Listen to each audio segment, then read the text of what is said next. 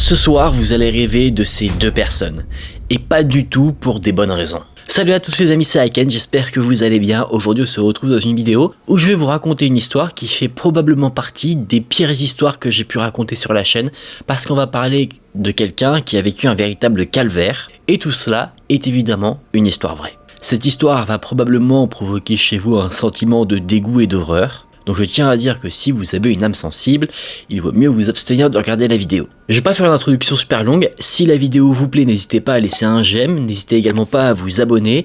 Je tiens à vous prévenir qu'il va y avoir une vidéo en featuring bientôt sur la chaîne avec d'autres youtubeurs qui racontent des threads d'horreur sur un concept assez original, j'espère en tout cas, et j'espère surtout que ça vous plaira. Je vous invite également à me suivre sur Instagram qui s'affiche juste ici si vous souhaitez m'envoyer une histoire qui vous est arrivée. Bon, je pense qu'il n'y a pas beaucoup de personnes qui auront vécu le genre d'histoire que je vais raconter dans cette vidéo, mais si jamais vous avez vécu des choses que vous n'expliquez pas ou qui vous ont, vous, effrayé, c'est tout ce qui compte. N'hésitez pas à aller faire un tour là-bas et me parler de votre histoire. J'espère que vous êtes bien installés, et on est parti pour se plonger dans l'histoire horrible de Colin Stan.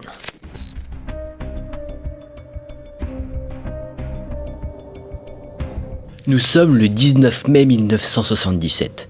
Une jeune fille du nom de Colin Stan, âgée d'environ 20 ans, était sur la route pour se rendre à l'anniversaire de l'un de ses amis. Plutôt que de prendre le bus pour s'y rendre, elle a décidé de faire de l'autostop. Ce n'était pas quelque chose qui lui faisait plus peur que ça, parce que Colin avait l'habitude de voyager en faisant du stop, donc elle savait repérer les conducteurs ou conductrices qui étaient plutôt bienveillants contre ceux qui pourrait avoir par exemple un comportement déplacé. Et bien dans la vie de Colin, il semblerait que son instinct, cette journée-là, lui ait fait défaut.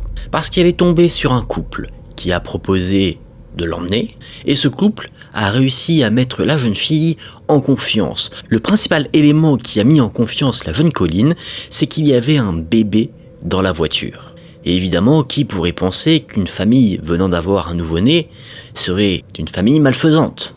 Donc Colin, plutôt assuré, rentre dans le véhicule de Cameron Hooker et de sa compagne, Janice.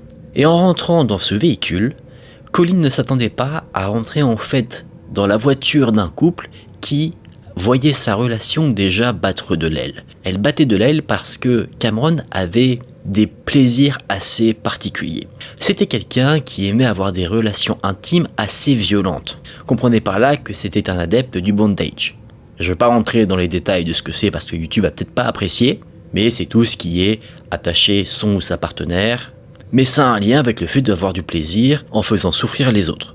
Sauf que généralement, la douleur infligée n'est pas une douleur horrible, ce sont de petites douleurs. Cameron, lui, ce qui lui donnait beaucoup de plaisir, c'était d'infliger des énormes douleurs. Et sa compagne, Janice, n'en pouvant plus et ne voulant pas participer à ce genre de choses, s'est accordée sur un deal. Le deal, c'était qu'ensemble, ils allaient enlever quelqu'un, et que sur la personne enlevée, Cameron pourrait pratiquer ses vices, mais la seule condition que Janice impose, c'est que Cameron n'ait pas de relation intime avec la personne. Il peut simplement lui faire subir des sévices. Et malheureusement, la personne enlevée pour mettre ce deal à exécution, c'était Colin. Comme je vous l'ai dit, ce jour-là, l'instinct de Colin lui a fait défaut. Mais alors que la voiture s'était arrêtée à une station-service pour que Colin puisse aller aux toilettes, son instinct est revenu à la charge et lui a soufflé de s'en aller, de s'enfuir sans regarder derrière elle. Mais la jeune fille a contredit son instinct avec les éléments qui l'avaient rassurée, c'est-à-dire la présence d'un bébé dans le véhicule, et elle est retournée, tranquillement, dans le véhicule du couple qui comptait l'enlever. C'est quand le véhicule a quitté l'autoroute que là, le plan s'est déclenché. Le véhicule s'est garé dans une zone isolée, à l'abri de tout regard. Le couple a menacé Colin à l'aide d'un couteau sous sa gorge et ils lui ont placé une boîte sur la tête, l'empêchant d'apercevoir la moindre lumière, l'empêchant d'entendre le moindre son, et où il était assez difficile de respirer également. Cette boîte était là pour empêcher Colin de savoir où elle allait être ensuite emmenée. La première nuit de l'enlèvement de Colin, elle a été battue à plusieurs reprises par Cameron. On lui avait bandé les yeux et on l'avait suspendu, clairement comme du bétail dans un abattoir. Et entre ces différentes sévices, le couple, Cameron et Janice, avaient des relations intimes juste en dessous de la jeune fille. Faire du mal à Colin excitait tellement Cameron que derrière, il comblait son excitation en ayant des relations avec sa partenaire officielle. Ce calvaire a duré 7 ans et 23 heures par jour, elle était conservée dans une boîte. Une boîte qui avait la forme d'un cercueil. C'est en janvier 1978, donc un peu moins d'un an après son enlèvement, qu'on lui a fait signer un contrat. Un contrat où elle se donnait clairement en esclavage pour toute sa vie à Cameron et Janice Hooker. À force de passer du temps dans cette boîte, elle a commencé à s'adapter à cette vie-là, en tout cas du mieux qu'elle le pouvait. Et elle a trouvé quelque chose dans cette boîte, une photo d'une jeune femme, qu'on a bien plus tard identifiée comme étant Mary-Elizabeth Spanake, qui était une autre victime du couple dont on n'a jamais retrouvé le corps. Donc tout laissait paraître que Colleen était là où une autre victime se trouvait avant elle, qu'elle n'était pas en fait la première à subir cet accord entre Cameron et Janice. Et vous savez, à force d'être torturé, enfermé, notre esprit faiblit. On peut avoir une force mentale entre guillemets défaillante. Et abusant justement de cette force mentale défaillante, pour la conserver et faire en sorte que Colleen ne s'enfuit pas, le couple l'a convaincu qu'une organisation secrète très puissante, appelée The Company, la surveillait et que Janice et Cameron rendaient des comptes à cette organisation et que si jamais Colleen s'enfuyait, l'organisation irait trouver sa famille et leur ferait subir des sévices bien pires que elle-même ne subit. Déjà que elle côtoyait la mort de très près avec tout ce qu'elle subissait, elle ne voulait pas que sa famille subisse encore pire qu'elle. Donc, de par ces informations, elle s'est volontairement, entre guillemets, soumise à ses ravisseurs. Le nom de Colleen lui est retiré, on l'appelle maintenant K, et elle doit appeler Cameron maître. C'est quelque chose qu'on retrouve souvent dans le milieu du bondage. Cette relation de dominé-dominant, dans ce cas-là, c'est quelque chose qui est poussé vraiment à l'extrême et d'une manière très malsaine. Évidemment, au fur et à mesure du temps, les tortures ont évolué, Colleen a subi des abus de la part de Cameron, mais ce ravisseur, ne voulant pas rompre le contrat qu'il avait avec sa compagne, n'abusait pas de Colleen de par ses parties intimes. Il utilisait principalement la bouche de sa victime pour s'adonner à ses sévices. Néanmoins, plus tard, ces sévices ont encore une fois évolué, et cette fois-ci, il abusait de la victime, peu importe les orifices, mais cette fois-ci en utilisant des outils. À un moment donné, Cameron et Janice ont décidé de déménager. Ils ont déménagé dans la ville de Red Bluff, en Californie. Là, ils sont partis avec leur victime, et ils l'ont placé toujours dans la fameuse boîte, mais cette fois-ci très proche d'eux, car ils l'ont placé sous leur matelas, pour avoir quand même un œil constant sur elle. Détail très sordide, Janice, la compagne de Cameron, est tombée enceinte et elle a donné naissance à son deuxième enfant, car elle en avait déjà un, alors que Colleen, elle, était encore dans sa boîte, sous le matelas. Le calvaire de Colleen ne s'arrête pas là, elle subit toujours de plus en plus de tortures, de plus en plus d'abus, mais ses ravisseurs jouent également avec son esprit. Ils renforcent l'idée de l'organisation secrète, The Company, qu'elle veille toujours sur elle, qu'elle la surveille, et donc qu'elle doit se plier au moindre ordre donné par Cameron et Janice. Et Colleen se tient relativement bien à ce qu'on lui dit. Elle y croit, elle joue parfaitement le jeu, et elle joue tellement bien le jeu qu'elle est plus tard autorisée à sortir de la boîte dans laquelle elle était enfermée. Elle pouvait sortir faire un peu de sport, elle pouvait s'occuper des enfants de Janice et Cameron, et elle a même aidé à construire ce qui devait être une sorte de donjon pour que Cameron et Janice kidnappent d'autres femmes et leur fassent subir le même sort que elle-même, Colleen, avait vécu. Et quelque chose d'incroyable dans cette histoire, et c'est ça aussi qui montre, je trouve, toute l'ampleur de la malsénité de Cameron et Janice, mais également qui montre l'emprise qu'ils avaient sur Colleen, c'est qu'ils lui ont autorisé à aller voir sa propre famille. Donc à tout moment, à partir de 1981, quand elle se rendait chez elle, Colleen aurait pu dire « Papa, maman, j'ai été enlevée, aidez-moi, appelez la police », mais elle était tellement sous l'emprise de ses ravisseurs que jamais elle ne leur en a parlé quand elle était en captivité. Elle en a pas parlé parce qu'elle était convaincue qu'une organisation secrète la surveillait et que si elle disait quoi que ce soit, sa famille allait en subir les conséquences. Sa famille s'est évidemment inquiétée. D'ailleurs, ses parents ont pensé qu'elle avait rejoint une secte parce que ses vêtements étaient assez étonnants. Ce n'étaient pas des vêtements qu'on pouvait acheter, c'était des vêtements qui avaient été faits maison. Elle avait également aucun argent et ayant été absente pendant quelques années, pour les parents, c'est la seule solution plausible. Pas une seule seconde, ils s'imaginent que leur fille a été enlevée. Et les parents ne posent pas non plus beaucoup de questions concernant ce qui lui arrive, parce qu'ils sont très heureux que leur fille revienne vers eux. Et ils pensent que, en questionnant leur fille à propos de ce qui se passe, leur fille va mal le prendre et va s'écarter pour toujours. Inquiet quand même de ce que pourrait faire Colin, lors de la deuxième visite chez les parents de Colin, il vient avec elle en se faisant passer pour son petit ami. Et le stratagème fonctionne étonnamment bien. Il y a d'ailleurs une photo prise de Cameron et de Colin jouant un faux couple, et pour des personnes qui ne savent pas du tout ce qu'il se passe, on a l'impression de voir simplement un couple heureux, alors que derrière cette photo se cache quelque chose d'affreux. Mais après ces événements, Cameron Hooker a décidé de revenir un petit peu sur les libertés qu'il avait données à sa victime. Il trouvait qu'elle avait un peu trop de champ libre, du coup il a décidé de la remettre dans les conditions des premières années de la captivité de Colin, c'est-à-dire de l'enfermer 23 heures par jour dans la boîte, sous le lit. Il la sortait uniquement quand les enfants étaient couchés pour la torturer, et les conditions de vie, vous vous en doutez très bien je pense, étaient déplorables dans cette boîte. Certaines questions vous tarautent peut-être l'esprit, c'est comment Colin dans cette boîte pouvait subvenir à ses besoins primaires, c'est-à-dire aller aux toilettes, manger.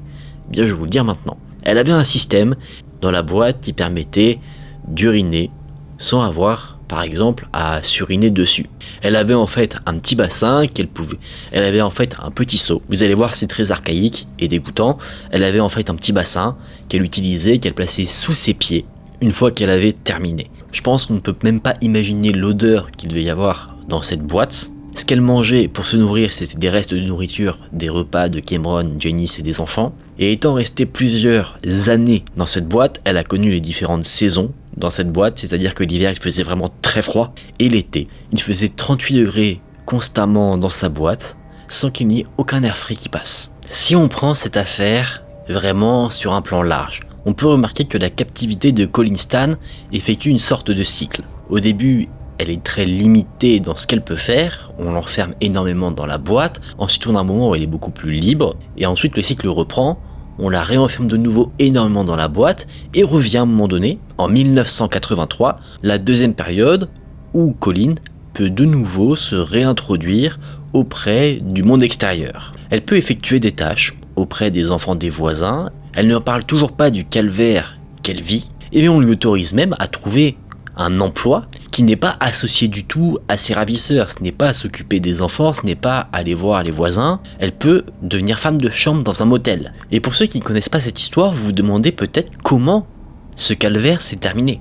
Eh bien ce qui est très fou, je trouve en tout cas, c'est que la fin de cette atrocité ne vient pas de la fuite de Colin directement, ça vient de la complice de Cameron Hooker, sa compagne, Janice. Cameron en fait lui a fait part de ses intentions.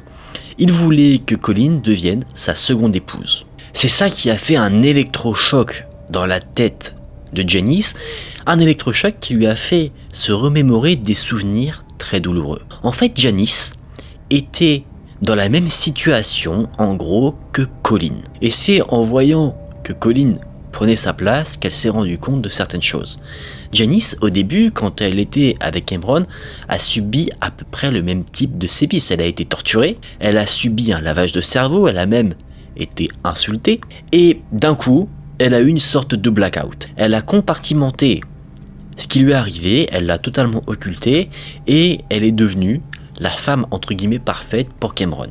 Sauf qu'en voyant que Colin, en fait, prenait le même chemin qu'elle, la partie qu'elle avait dissipée dans son esprit, dans son inconscient, a refait surface. Donc en août 1984, ses souvenirs revenant à la surface, elle a parlé avec Colin et elle a commencé à lui révéler certaines vérités.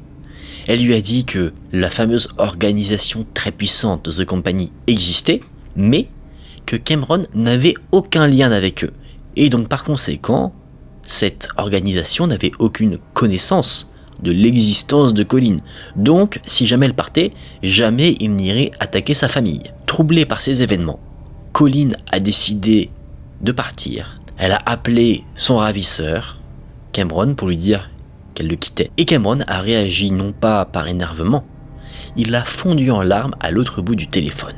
Colin est rentrée chez elle et elle n'a pas appelé la police. Par contre, ce qu'elle a fait, c'est qu'elle prenait régulièrement des nouvelles de Cameron parce qu'elle pensait sincèrement qu'il pourrait retrouver la voie de la raison, c'est-à-dire un chemin hors de toutes les sévices qu'il aimait faire subir. C'est Janice, la compagne de Cameron, qui a contacté la police pour dire qu'il avait assassiné la femme dont on a parlé un peu plus tôt, Mary-Elizabeth Spanake. La police n'a jamais retrouvé le corps et mis à part le témoignage de Janice, il n'y avait aucune autre preuve. Donc on n'a jamais attribué officiellement le meurtre de cette jeune femme à Cameron. Janice, en donnant des détails sur justement la mort de la jeune fille qui avait été portée disparue le 31 janvier 1976, elle a également parlé du calvaire qu'a subi Colin Stan.